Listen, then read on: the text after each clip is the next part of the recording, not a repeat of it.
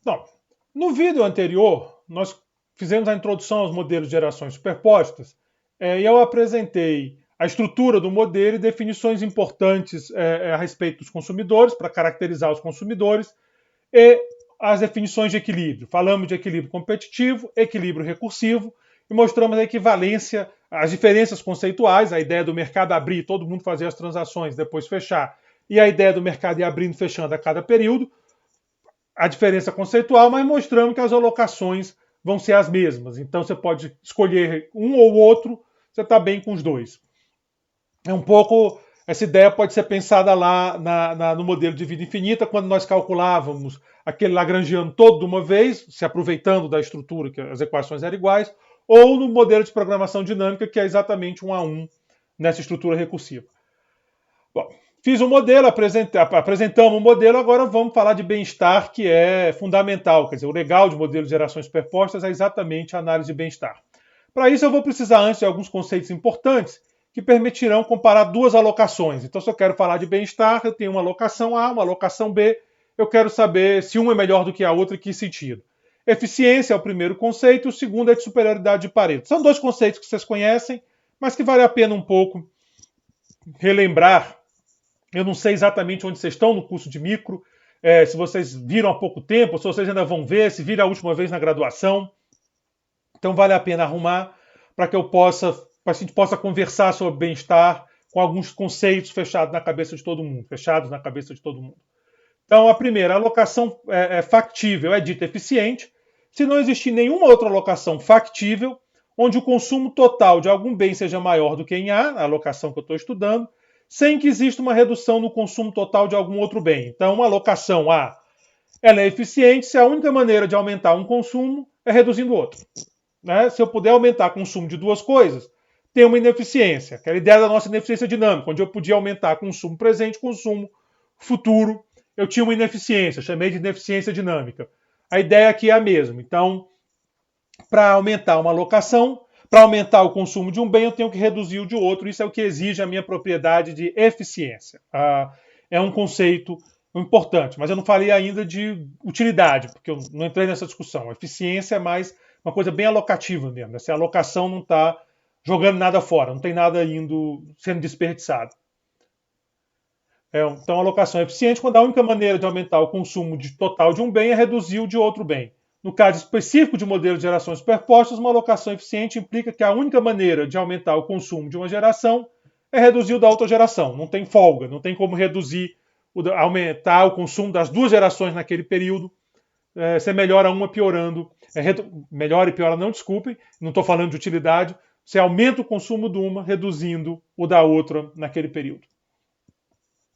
O conceito de eficiência é um primeiro passo no sentido de determinar uma alocação desejável ou não.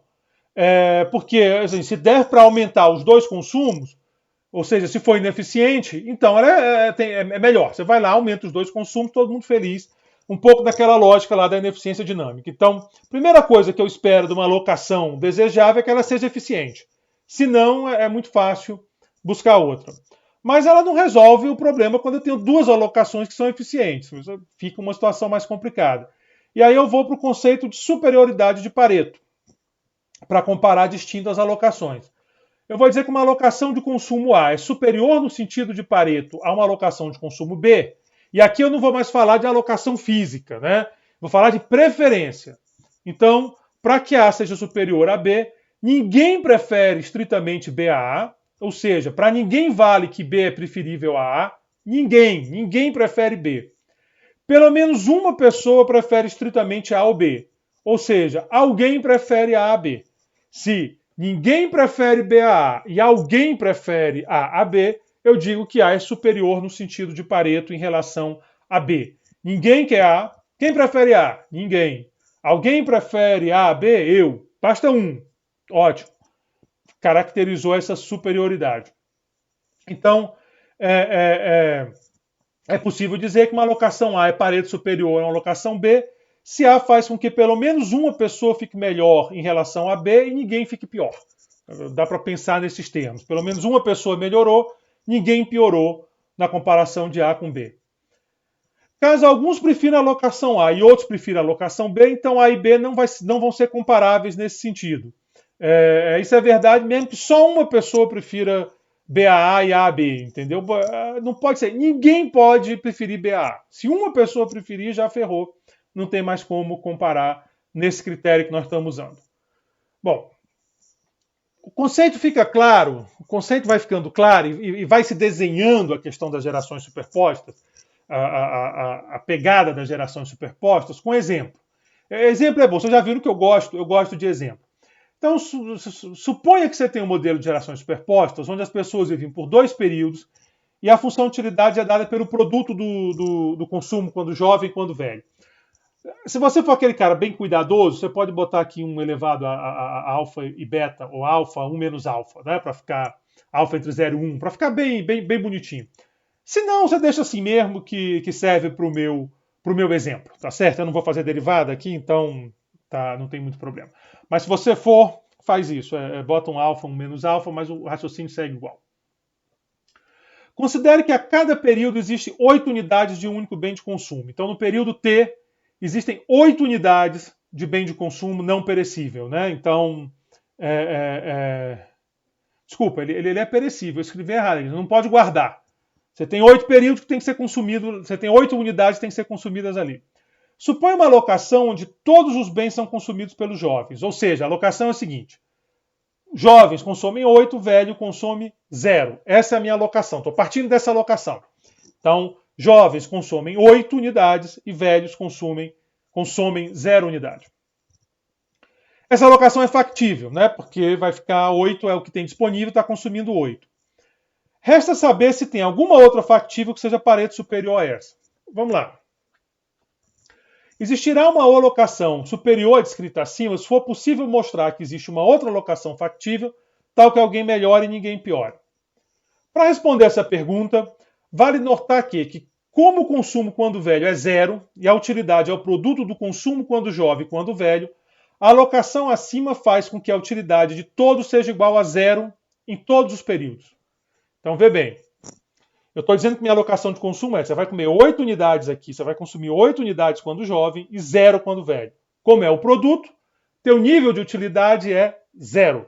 Você zerou, esse é o teu nível de satisfação. Né? 8 vezes 0, 0. 0. Então é isso que 0 em todos os períodos. Para os velhos iniciais, o consumo é 0. Por quê? Porque eles só consomem quando velhos, então o consumo deles é 0. Considera agora uma alocação 6 e 2. Então agora jovens comem 6, velhos 2. Então vamos pensar nessa alocação. Essa alocação é fácil de comparar. A utilidade de todos os agentes nascidos em T maior ou igual a 1 será estritamente positiva. 6 vezes 2, 12. Todo mundo agora tem utilidade 12. 12 é melhor do que 0. Os velhos iniciais, eles consumiam 0, agora consomem 2. Todo mundo ficou feliz. É fácil dizer, então, que essa alocação 6 e 2 ela é superior no sentido de Pareto à alocação 8 e 0.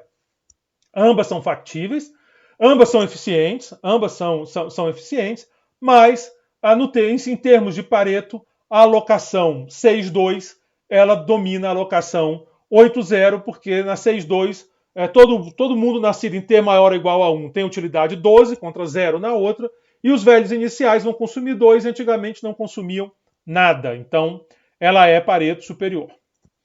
Mas suponha agora que a alocação seja tal que os velhos consomem tudo e os jovens nada. Então agora é 0,8. Inverti aquela outra, era 8,0, agora é 0,8. Então, os velhos consomem tudo, jovem não consome nada. As gerações nascidas em T maior ou igual a 1 ficarão exatamente como estavam na primeira alocação. Antigamente você tinha 8 vezes 0, agora você tem 0 vezes 8. 0. Então você vai ficar no nível de utilidade 0. Então para eles tanto faz. Tanto faz para eles essa alocação como a outra, ambas dão o mesmo nível de utilidade, que é 0. Entretanto, agora os velhos iniciais aprontam nesse modelo. Na primeira alocação, os velhos iniciais não consomem nada. Na que é 8, 0, eles estão no 0. Nessa alocação, eles consomem 8 unidades. Então, eles estão melhor nessa alocação do que na outra. Então, dessa forma, A alocação... Não, ficou o contrário, vocês desculpem. A alocação 0,8 é superior a 8,0 no sentido de Pareto. Né? Porque para todo mundo que nasceu em termo maior ou igual a 1, as duas são idênticas, elas dão nível de utilidade 0. Mas essa aqui é melhor para os velhos iniciais. Então, se eu saio daqui para cá, ninguém piora, e os velhos iniciais melhoram. Então, ninguém prefere essa daqui a essa, ninguém prefere, eles são indiferentes na realidade, mas os velhos iniciais preferem essa. Então, o único grupo dos velhos iniciais foi suficiente para fazer essa alocação melhor. Mas vamos agora pensar um pouco mais na questão. Vamos comparar essas duas alocações que eu coloquei aqui. A alocação 8,0. Desculpem, é 0,8. A digitação ficou errada. Copiar e colar é uma porcaria, porque aí vem errado tudo. Então aqui vocês vejam, por favor, como 0,8. Suponham que a alocação é 0,8, ou seja, aquela que os velhos gostam, a alocação boa dos velhos iniciais, 0,8. E a outra alocação é 6,2. Todos os nascidos em T maior ou igual a 1 preferem a segunda alocação à primeira. Por quê? Porque o nível de utilidade aqui é 12 e aqui é 0. E aqui é 0.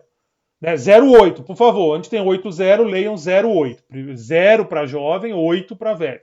Então, todos os nascidos em T maior ou igual a 1 preferem a segunda alocação, que vai dar nível de utilidade 12, enquanto os velhos iniciais estão melhores com a primeira do que a segunda. Então, os velhos iniciais, eles preferem a primeira alocação, que, insisto, é 8,0. Dá vontade de riscar aqui na tela para não ficar esse negócio chamando a atenção. A alocação é 0,8, não é 8,0. Tá? É 0 quando jovem, 8 quando velho. Desta forma, as duas alocações não podem ser comparadas pelo critério de Pareto. Ou seja, eu não posso dizer que uma alocação é melhor do que a outra, porque há quem prefira uma, há quem prefira a outra. Mas tirando esses velhos iniciais, todo mundo ganha com a segunda alocação. É verdade. Mas os velhos iniciais importam. Não pode ninguém piorar. E piorou um grupo. Se eu vou além pensando nesse exemplo, lembre que eu falei que esse é um tipo de modelo bom para discutir previdência, vai aparecendo, vai se desenhando o problema que tem algumas reformas. Supõe que eu quero fazer uma reforma que troque a alocação 0,8 pela alocação 6,2. Todo mundo em T maior ou igual a 1 vai ficar feliz e aprova a reforma. Porém, esses velhos iniciais vão ser contra a reforma. Eles vão para a rua, eles vão fazer passeata contra a reforma, porque eles pioram. Eles estão certos, eles têm que fazer mesmo, eles vão piorar. Se fosse possível bolar um jeito desses caras que vão ganhar pagarem os mais velhos, talvez a reforma saísse. Nem sempre é possível. E bote agora um complicador. Tem um economista que fala muito de distribuição de renda, chama Marcelo Neri, foi secretário de Assuntos Estratégicos da Presidência da República, no governo da Dilma. O Marcelo é aquele cara da nova classe média, lá, que criou essa expressão nova classe média. E ele faz uma provocação muito boa para isso. Imaginem aqui, jovens e velhos. Jovens, pensem em crianças, né? O pessoal que nasceu agora. Não vota. Velho vota. Então, se eu fizer isso para votação, é muito provável que naquele período da votação fique a política que melhora a vida dos mais velhos. Porque eles votam e a criançada não vota. A provocação do Marcelo é o seguinte: se criança votasse, como é que seria a dotação de recursos do Bolsa Família e da Previdência? Será que esse voto das crianças faria com que você tirasse dinheiro da Previdência para botar no Bolsa Família, que beneficia as crianças? Essa é uma discussão interessante. Conflito de gerações envolvendo orçamento público. O fato é que políticas que beneficiam os mais velhos tendem a ter mais voto, porque velho vota e criança não vota. É óbvio que eu não estou sugerindo nem que velho não possa votar, pelo amor de Deus, não é essa a ideia, nem muito menos eu estou sugerindo que criança passe a votar. É só uma provocação intelectual para vocês pensarem nesses problemas alocativos e como é que isso faz a ponte com essa questão política. O Sérgio Ferreira, eu acho que ele estava no BNDES, ele teve um tempo aqui no Congresso, mas eu acho que ele voltou para o BNDES. Ele tem um artigo interessantíssimo sobre exatamente esse arranjo político e reforma da Previdência. E ele vai mostrando que uma reforma que gere ganhos de bem-estar lá na frente, aí você imagina que tem 50 gerações, então não é tão simples de enxergar, ela acaba sendo barrada pelos que estão votando agora. E se você conseguisse mudar essa disposição de voto, talvez ela fosse aprovada. Como é que você muda essa disposição de voto? Compensando as perdas de quem perdeu. É assim que se faz, então é assim que pode se pensar, mas é uma discussão muito interessante.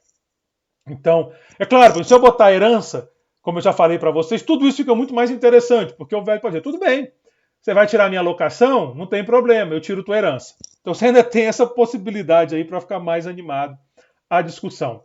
Bom, uma alocação de consumo é ótima no sentido de Pareto, se for factível, e não existir nenhuma outra alocação de consumo factível que seja superior a ela no sentido de Pareto. Ou seja, não tem nenhuma outra alocação factível melhor do que ela, nesse sentido de que alguém gosta mais e ninguém fica pior. No exemplo, as alocações 3,5, 2,6 e 4,4 são todas ótimas no sentido de Pareto. Entretanto, a alocação 5,3 não é ótima no sentido de Pareto, porque as 3 e 5 é Pareto superior. Se eu tenho 5 e 3, todo mundo tem utilidade 15. Na 3,5 também. Mas na 3,5 os velhos iniciais consomem 5 e na outra eles só consomem 3. Então eles preferem a primeira. Então essa 5,3 não é ótima por conta exatamente da 3,5. Mas essas outras aqui todas são ótimas no sentido de Pareto. E aí vem a questão da previdência que eu falo. Vários modelos mostram que reforma de previdência pode trazer ganho para gerações mais jovens, inclusive as que não nasceram, mas trazem perdas para gerações que já estão há um certo tempo no mercado de trabalho. Então você chega, Roberto, vamos fazer uma reforma da previdência? Eu vi lá teu artigo dizendo que um sistema, no meu artigo é um sistema misto, um sistema de capitalização misto, ele melhora bem-estar. Eu vou dizer, não, mas não vamos mesmo. Mas por que não vai, Roberto? Melhora. Eu digo, porque eu me ferro.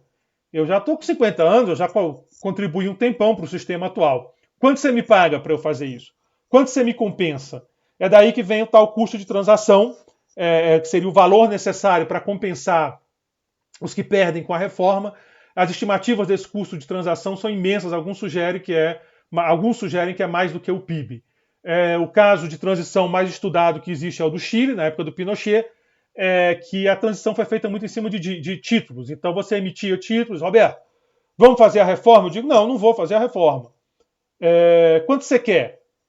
Faz o cálculo de valor presente. Aí o Pinochet dizia, comunista, e me prendia. Eu dizia, não, então tá bom, eu aceito menos. Um pouco isso que aconteceu, isso não tem graça, foi um período muito triste da história chilena, a ditadura do Pinochet. O que eu estou botando é só a situação de que numa ditadura esse tipo de reforma sai. Mas ninguém quer uma ditadura para fazer a reforma da Previdência. Seria um péssimo negócio. Além das questões éticas e morais, toda a evidência mostra que a democracia faz mais bem a economia do que a ditadura. Mas, de todo modo, numa ditadura você impõe a perda. Mas se você não quiser impor a perda, você me dá um valor justo. E diz para mim, o valor justo é esse, eu estou te dando um título que você pode descontar na época da tua aposentadoria, que era quando você poderia ter acesso a esse recurso. O recurso que está no sistema você não pode usar a qualquer momento, só quando se aposenta. Então, eu te dou um título, lá na tua aposentadoria você desconta o título. Qual é a questão aqui? A questão é que foi permitido um mercado secundário. Então, você podia esperar o valor correto lá na tua aposentadoria ou você podia negociar antes. O deságio foi gigante, muita gente vendeu, e isso acabou virando um problema depois. É por isso que talvez os modelos de repartição mista, né, que tem parte repartição, parte capitalização mista que chama, eles acabem tendo um apelo maior. Mas essa é outra discussão, a discussão de previdência. Bom, uma vez que nós definimos uma alocação ótima no sentido de Pareto, podemos analisar as propriedades de bem-estar do equilíbrio competitivo, no modelo de gerações superpostas ou não, em geral. Em particular, desejamos saber se a alocação de equilíbrio é ótima no sentido de Pareto. Então, eu quero saber se essa alocação é ótima no sentido de Pareto. Dito de outra forma, quero saber se o primeiro teorema fundamental do bem-estar social é aplicado nos modelos de gerações superpostas. O primeiro teorema diz exatamente isso. O equilíbrio competitivo ele é ótimo no sentido de Pareto. Então, não tem outra alocação que melhore no sentido de Pareto. Bom, está aqui o primeiro teorema fundamental do bem-estar social. Aqui tinha que estar teorema, está a definição. Essa aqui eu bobiei um bocado nessa unidade, desculpem.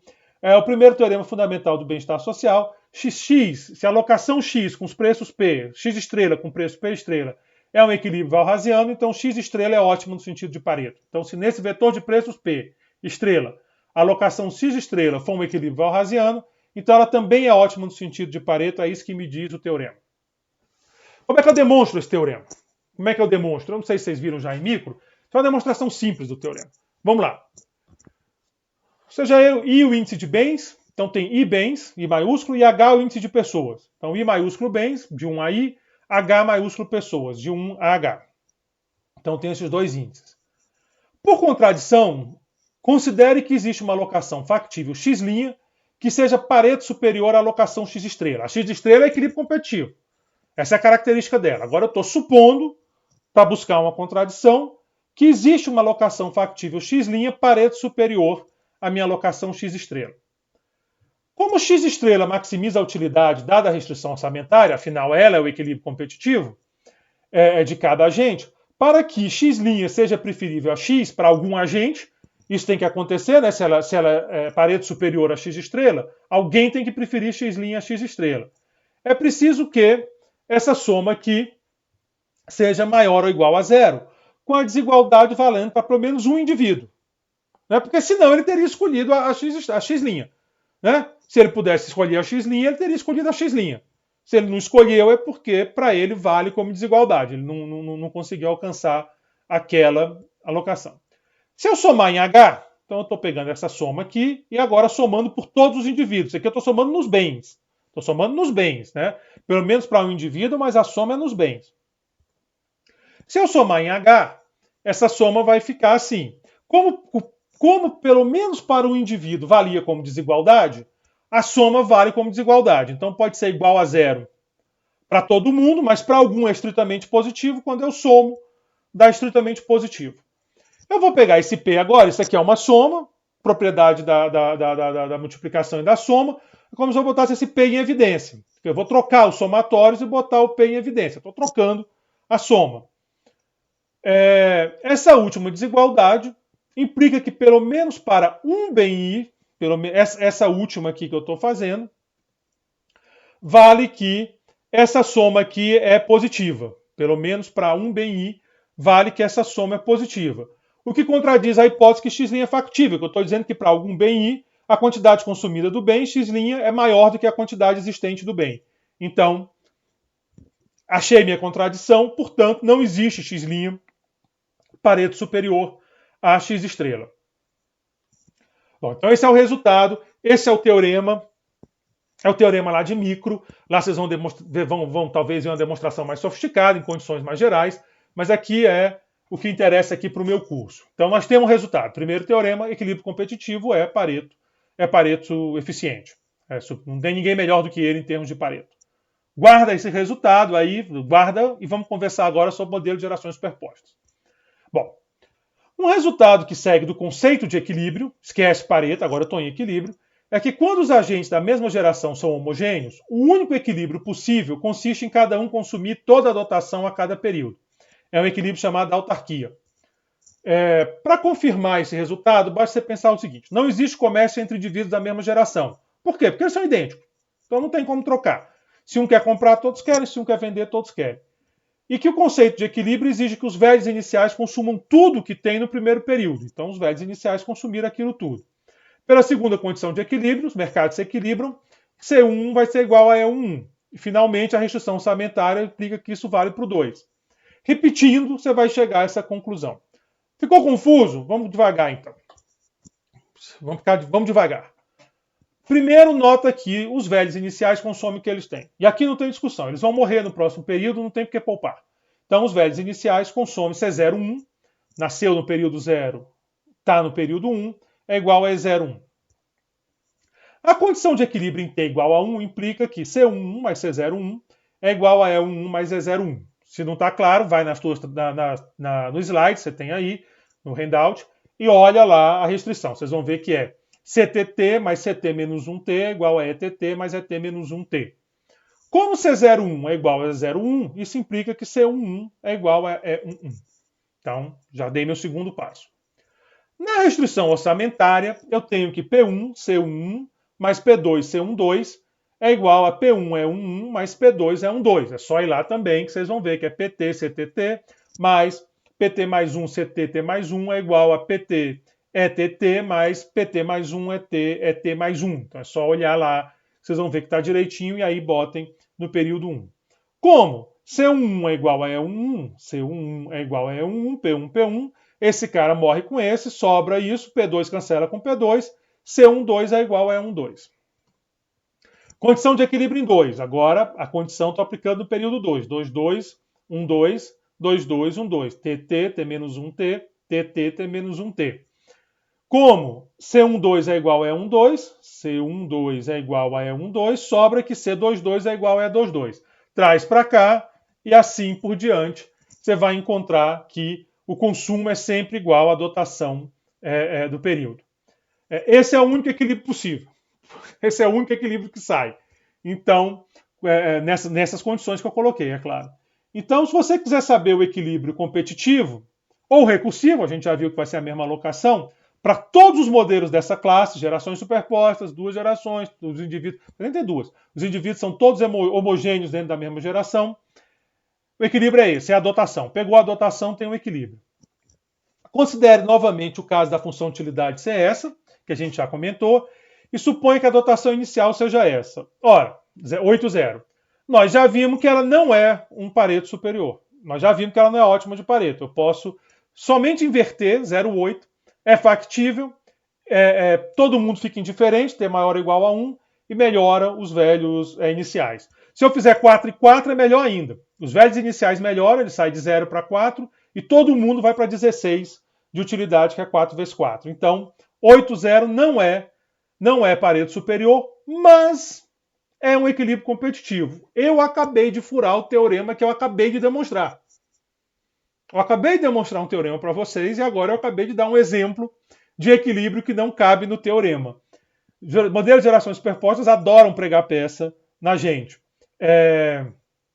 Então está aqui a condição de equilíbrio, está aqui a discussão que existe superiores. Eu falei 4, 4, 2, 6, o 0,8 é superior a 8,0, agora está certinho. Então isso implica que o equilíbrio competitivo não é ótimo no sentido de Pareto. O que aconteceu? O que aconteceu? Por que deu errado? Eu digo para vocês o que deu errado. Desde que eu bote a setinha certa. O que deu errado foi o seguinte. Essa troca, nós fizemos uma troca de somatórios que foi fundamental na minha demonstração. Quando eu demonstrei o teorema, aqui era HI e eu troquei a ordem para IH. Com número finito de bem de pessoas, sem problema. Você consegue fazer essa troca. Com infinito, você não consegue. Aqui, no modelo de gerações superpostas, esse I é infinito. Nós temos infinitos bens, um para cada período, são infinitos períodos na economia. Então, essa troca que eu fiz aqui não é possível. É daí que cai essa demonstração do teorema. Essa demonstração do teorema só vale para uma economia com um número de bens finitos. Existem outras demonstrações, como eu disse, claro que não vão abarcar o modelo de gerações superpostas. Eu dei o contra-exemplo, então não tem nem o que discutir, não tem como provar, porque eu já fiz lá o contra-exemplo, mostrei para vocês que existe o equilíbrio competitivo que não é Pareto ótimo, mas nessa demonstração específica o furo foi aí. Infinitos bens, aquela troca lá não pode acontecer. E aí nós temos agora uma classe de modelos relativamente simples. Eu não estou apelando para nada. Tem racionalidade, tem preferências bem comportadas, eu não estou fazendo uma preferência esquisita, não estou fazendo nada disso. É um modelo bem padrãozinho, uma utilidade bem comportadinha, é uma Cobb-Douglas a utilidade. Bota alfa, 1 menos alfa, uma Cobb-Douglas bonitinha. Não tem produção, economia de trocas e eu furei o teorema. Considere agora o equilíbrio recursivo. Vamos só trabalhar mais um pouco isso para chegar na condição de quando é e quando não é. Quando o equilíbrio vai ser ou não ótimo sentido de Pareto. Isso ajuda a entender o problema. Então agora eu vou pedir para considerar o competitivo recursivo e suponha que a função de utilidade é bem comportada. Eu não sei porque eu estou repetindo isso. Volto a dizer, é curso antigo, eu repeti essas coisas. Se você substituir as equações 3 e 4 na função objetivo, o problema vai ter essa cara aqui agora. Maximizar ET menos ST, isso aqui é CTT, ETT mais 1 mais RTST, isso aqui é CTT mais 1. Então esse é o problema. A condição de primeira ordem do problema vai ser isso daqui, né? Então vai ser o 1. O 1 é derivado em relação a esse cara, o primeiro argumento, o 2 é o segundo argumento. de tal maneira que RT vai ser essa razão de utilidades marginais. Vai ser a razão de utilidades marginais. Pela equação 6, vale que RT é igual a μ, eu estou chamando esse μ exatamente taxa marginal de substituição, que é a razão de utilidades marginais. Isso é um resultado muito padrão de micro, né? O preço, isso aqui é o preço do tempo, porque é os juros, vai ser igual a elasticidade, a taxa marginal de substituição.